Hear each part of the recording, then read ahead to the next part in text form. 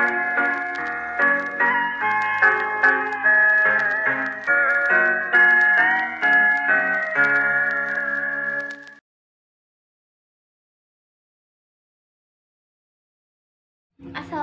warahmatullahi wabarakatuh. Perkenalkan, kami dari kelompok 7 kelas A, Komunikasi dan Penyuluhan Pertanian, program studi D3 Agribisnis angkatan 2023. Di sini kami ingin mempresentasikan hasil kerja kelompok kami terkait program yang akan kami laksanakan, yaitu penyuluhan di kelompok tani Wringin Mulyo di desa Kedung Wringin, Jatilawang. Jadi izinkan kami untuk memperkenalkan diri terlebih dahulu. Perkenalkan, nama saya Vita Aprilia dengan NIM A0A02309 dan rekan saya Silvi Ananda Putri dengan NIM A0A02301, Davina Putri Sumarno dengan NIM A0A0230446, Adam Yoga Pratama dengan NIM A0A02349, Wahida Salma Tunisa dengan NIM A0A02337, serta Adam Aziz Darmawan dengan NIM A0A02305. Untuk program penyuluhan yang akan kami laksanakan di kelompok tani Wringin Mulyo di Kedung Wringin, yaitu dengan judul sosialisasi pembuatan pupuk organik cair dari limbah rumah tangga sebagai solusi kelangkaan pupuk di kelompok tani Wringin Mulyo.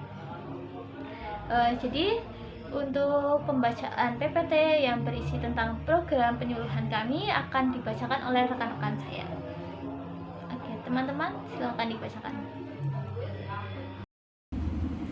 Kelompok Tani Wringin Mulyo merupakan salah satu kelompok tani yang berada di Desa Kedung Wringin, Kecamatan Jatilawang. Kelompok tani ini berdiri pada tahun 1960 dengan 273 anggota. Kelompok tani ini diketuai oleh Bapak Silam Purbawasono yang mengelola jalannya kegiatan pertanian. Terbentuknya awal kelompok tani ini bermula dari kebutuhan petani yang tidak terkoordinasi dalam budidaya tanaman padi, menyebabkan siklus hama tidak putus, sehingga pemerintah menyarankan pembentukan wadah untuk memfasilitasi dan memberikan informasi pertanian. Komoditas yang ditanam hanya satu, yaitu padi, meliputi padi biasa, ketan, dan merah. Dalam kelompok tani Wringin Mulyo, keterampilan para petaninya sudah cukup baik dikarenakan sering adanya kegiatan penyuluhan untuk menambah pengetahuan dan keterampilan para petani untuk meningkatkan dan mensejahterakan kelompok taninya. Tujuan penyuluhan yaitu yang pertama mengatasi masalah yang dialami oleh petani, yang kedua meningkatkan produktivitas, dan yang ketiga mensejahterakan para petani. Oke, selanjutnya untuk masalah yang terjadi pada kelompok tani Kedung Wringin, yaitu yang pertama ada serangan hama. Area lahan yang terserang hama tikus dan walang sangit yang menyebabkan penurunan kualitas tanaman padi. Yang kedua ada serangan penyakit. Tanaman padi terkena penyakit blas dan busuk leher yang diakibatkan oleh serangan patogen. Yang ketiga, ada kelangkaan pupuk. Sulitnya mendapatkan pupuk untuk merawat tanaman dikarenakan pembelian para petani yang berlebihan. Selanjutnya ada cuaca. Perubahan cuaca yang tidak menentu yang menyebabkan kualitas tanaman menjadi menurun. Yang terakhir ada irigasi. Irigasi yang tidak lancar dikarenakan pembagian saluran air yang tidak merata di setiap lahan pertanian. Oke, selanjutnya solusi untuk mengatasi permasalahan tersebut. Yang pertama, menggunakan pestisida organik untuk mengendalikan populasi hama dan penyakit. Yang kedua, memanfaatkan air sungai secara efektif, misalnya menggunakan pompa. Yang ketiga, menggunakan pupuk secara teratur dan tidak berlebihan, dan menggunakan kartu tani. Yang keempat, menggunakan alternatif lain seperti penggunaan pupuk organik. Yang terakhir, petani memperkirakan masa tanam. Sesuaikan tanaman yang akan ditanam dengan cuacanya. Pupuk organik cair. Pupuk organik cair adalah pupuk yang dibuat dari bahan-bahan hewan atau kompas yang difermentasi dalam bentuk cair. POC atau pupuk organik cair mengandung berbagai nutrisi yang diperlukan tanaman dan mikroorganisme yang bermanfaat bagi tanah dan tanaman, sehingga dapat meningkatkan kesuburan tanah dan pertumbuhan tanaman secara alami. Penggunaan POC bertujuan untuk menyediakan nutrisi yang mudah diserap oleh tanaman, memperbaiki struktur tanah, dan mengurangi ketergantungan pada pupuk kimia sintetis. Selanjutnya, ada kelebihan pupuk organik cair. Yang pertama, nutrisi lengkap dan mudah diserap. Yang kedua, meningkatkan kesehatan tanah. Yang ketiga, ramah lingkungan. Yang keempat, mengurangi ketergantungan pada pupuk kimia. Selanjutnya ada alat dan bahan yang dibutuhkan untuk membuat POC ini. Untuk alatnya ada ember dengan penutup, ada pengaduk, dan pisau. Untuk bahannya ada sisa sayuran atau limbah rumah tangga yang berfungsi untuk menambah nutrisi penting dan mikroorganisme, serta mempercepat dekomposisi bahan organik.